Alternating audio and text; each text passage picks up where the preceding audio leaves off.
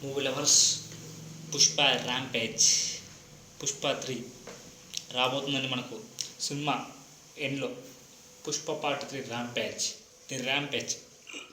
So the rampage అనేది విజయ్ దేవరకొండకు అప్పట్లో చెప్పారు.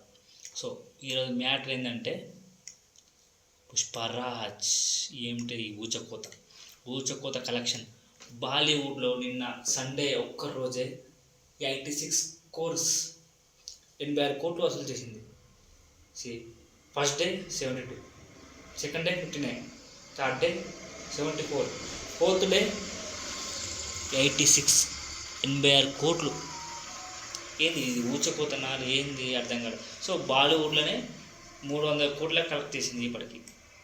సో ఈ వార్త నాకైతే దిమ్మ తిరిగిపోయింది. పుష్ప 3 ర్యాంపేజ్ సినిమా పట్ల అభిమానుల్లో అద్భుతమైన ఆసక్తి ఉంది.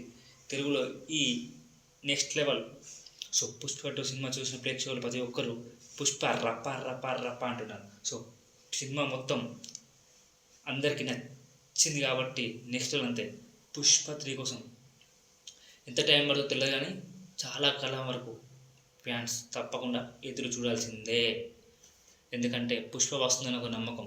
సో ఆలోచించి ఎక్కువ బాధపడుతున్నాయి. సినిమా చివరిలో మేకర్స్ పుష్ప 3 అనే పేరుతో తదుపరి భాగాన్ని రివీల్ చేశారు.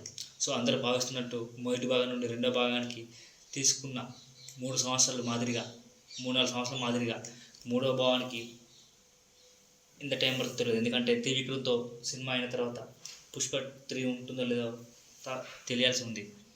కానీ పుష్ప 3 అందుకోవడానికి మీరు కేవలం 120 రోజులు మాత్రమే ఎదురు చూడాల్సి ఉంది. మేకర్స్ ఇప్పటికే మూడో భాగానికి సంబంధించిన ఎక్కువ భాగం షూటింగ్ పూర్తి చేసేసారట. సో పార్ట్ 3 షూటింగ్ సగం వరకు జరిగింది.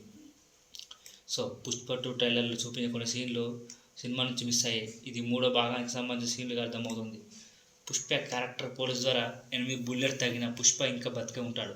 ఇది మూడవ భాగంలో వస్తుందని అంటున్నారు. సో పుష్ప రాజకీయాల్లో ప్రవహించగలరని కొన్ని సీన్లు చూస్తున్నాయి. సో విలన్ జాలిరెడ్డి, భగత్ సింగ్లు నెక్స్ట్ లెవెల్లో పార్ట్ 3లో ఉంటాయని చూడాలి. సో మేబీ పుష్పకు సంబంధించిన డీటెయిల్స్ మన అల్లు అర్జున్ బర్త్డే ఏప్రిల్ 8న రివీల్ చేసే అవకాశం ఉంది. సో చూడాలి. సో ఈ crazy title rampage, Pushpa 3 rampage ఏ రేంజ్లో సక్సెస్ అయిందో తప్పకుండా చూడాలి. పుష్పరాజ్. ప్లీజ్ కొత్త వచ్చిన సబ్స్క్రైబ్ చేయండి, కామెంట్ చేయండి. ప్లీజ్ కొంచెం జాయిన్ అవ్వండి. డిస్క్రిప్షన్లో లింక్ ఉంటుంది.